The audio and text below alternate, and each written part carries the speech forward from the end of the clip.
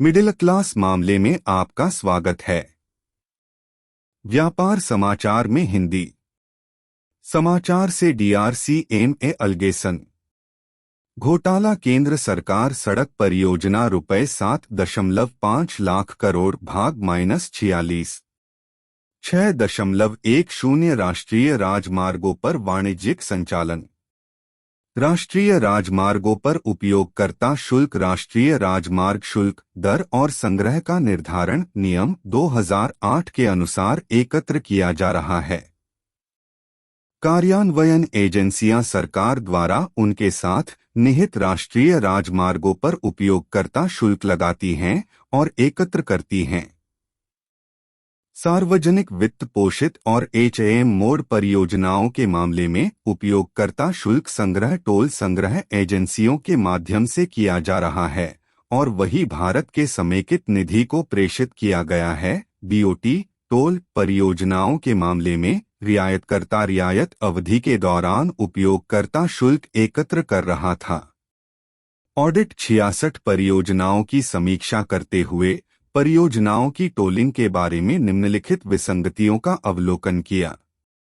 6 अक्टूबर 2001 Hapur bypass Moradabad. सरकार के दिशा निर्देशों 15 मई 2020 के अनुसार फास्टैग लेन के दिशानिर्देशों के उल्लंघनकर्ताओं से लागू शुल्क का दोगुना शुल्क लिया जाएगा, जिसे सरकार को प्रेषित करने की आवश्यकता है। हालांकि रियायतकर्ता द्वारा बरामद किया गया जुर्माना आज तक NHAI को फिर से नहीं लगाया गया है। MoRTH ने स्वीकार किया। अप्रैल 2022 रियायतकर्ता से फास्टैग दिशानिर्देशों का उल्लंघन करने के लिए अतिरिक्त शुल्क की वसूली नहीं की गई। 6 अक्टूबर 2002 गोहरगंज भोपाल। परियोजना के लिए अनंतिम पूर्ण प्रमाण पत्र 25 मई 2021 को जारी किया गया था। उपयोगकर्ता शुल्क लगाने के लिए शुल्क अधिसूचना 17 अगस्त 2021 को प्रकाशित की गई थी और टोल संग्रह एजेंसी 22 जून 2021 को लगी थी। टोलिंग शुरू करने के लिए अनुपालन की गई सभी आवश्यकताओं के बावजूद NHAI समय पर ढंग से टोलिंग शुरू करने में विफल रहा, जिसके परिणामस्वरूप रुपए की धुन को नुकसान पहुंचा।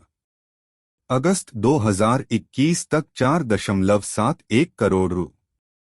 MoRTH ने ऑडिट अवलोकन के लिए विशिष्ट उत्तर प्रस्तुत नहीं किया। 6 अक्टूबर 2003 दिल्ली मेरठ एक्सप्रेसवे PKG.4।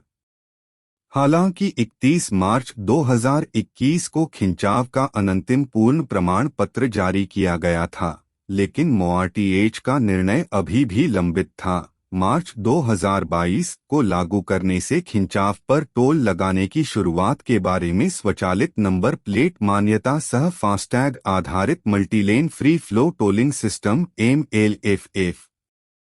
खिंचाव पर इस गैर टोलिंग के कारण NHAI रुपए की धुन पर टोल शुल्क का एहसास करने में विफल रहा। मार्च 2022 तक 216.94 करोड़ रु। MoRTH ने स्वीकार किया। अप्रैल 2022 की उपयोगकर्ता शुल्क संग्रह W.E.F शुरू कर सकता है।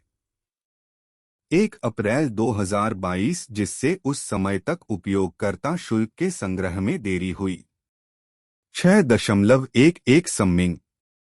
MoRTH ने किसी परियोजना के पुरस्कार से पहले और CCA निर्देशों का पालन न करने पर रास्ते की अपेक्षित उपलब्धता सुनिश्चित नहीं की। BTPI परियोजनाओं की प्रगति में देरी के लिए योगदान देने के लिए रास्ते के अपेक्षित अधिकार को सौंपने के बिना नियत तारीख तय की गई। नियुक्त तिथि के निर्धारण के लिए पूर्व शर्तों के बिना MoRTH और इसकी कार्यान्वयन एजेंसियों द्वारा नियुक्त तिथि तय की जा रही थी, जिससे परियोजनाओं और ठेकेदारों में देरी से प्रगति हुई रियायतों को परियोजनाओं के पूरा होने के लिए अतिरिक्त समय मिल रहा है। MoRTH को भूमि अधिग्रहण ढांचे सहित परियोजना निष्पादन की प्रणाली को मजबूत करने और सुव्यवस्थित करने के लिए प्रयास करना चाहिए। कई मामलों में बीपीपीआई परियोजनाओं को पर्यावरण और वन निकासी के संबंध में मोईएफसीसी दिशानिर्देशों और मोआरटीएच मानक संचालन प्रक्रिया के उल्लंघन में लागू किया जा रहा था। मॉडल ईपीसी बटा रियायत समझौतों की समीक्षा करने और मोआरटीएच मानक संचालन प्रक्रिया और मोईएफसीसी दिशानिर्देशों के अनुरूप सिंक्रनाइज करने की आवश्यकता है। परियोजना के निष्पादन और उसके सुरक्षा पहलुओं की थर्ड पार्टी निगरानी ईपीसी बटा रियायत समझौते के मौजूदा प्रावधानों के अनुसार नहीं थी, जिससे राष्ट्रीय राजमार्ग निर्माण की गुणवत्ता से समझौता हो सके। मोआरटीएच को यह सुनिश्चित करना चाहिए कि स्वतंत्र पेशेवरों को समय पर भरतला परियोजनाओं के लिए नियुक्त किया जाए ताकि परियोजना निष्पादन और सुरक्षा पहलुओं की बेहतर निगरानी हो सके। ईपीसी बटा एचएएम परियोजनाओं के मामले में मूल्य समायोजन फार्मूले की गलत गणना के कारण ठेकेदारों बटा रियायतों को रुपए की अतिरिक्त कीमत समायोजन का भुगतान किया गया था। 99.16 करोड़ मोआरटीएच को हैम परियोजनाओं में मूल्य समायोजन सूत्र की व्याख्या की समीक्षा करनी चाहिए ताकि रियायतकर्ता को अनुचित लाभ से बचा जा सके।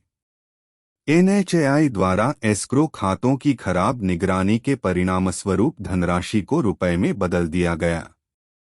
रियायतों द्वारा एस्क्रो खातों से 3,598.52 करोड़ रुपए मोआरटीएच को एस्क्रो खाते से धन के विचलन के लिए जिम्मेदारी का निर्धारण सुनिश्चित करना चाहिए।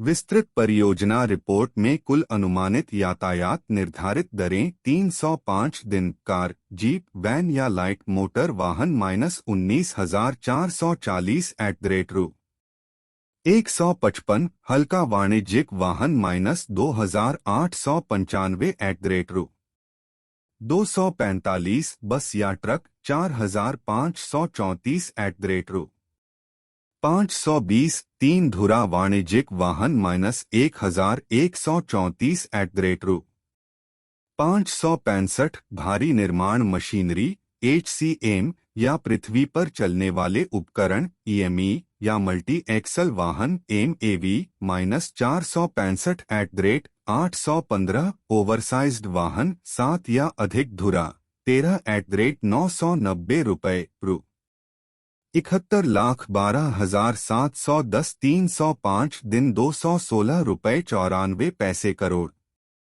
कृपया वीडियो को लाइक करें। कृपया चैनल को सब्सक्राइब करें। कृपया वीडियो को अपने दोस्तों और रिश्तेदारों के साथ साझा करें। देखने के लिए धन्यवाद।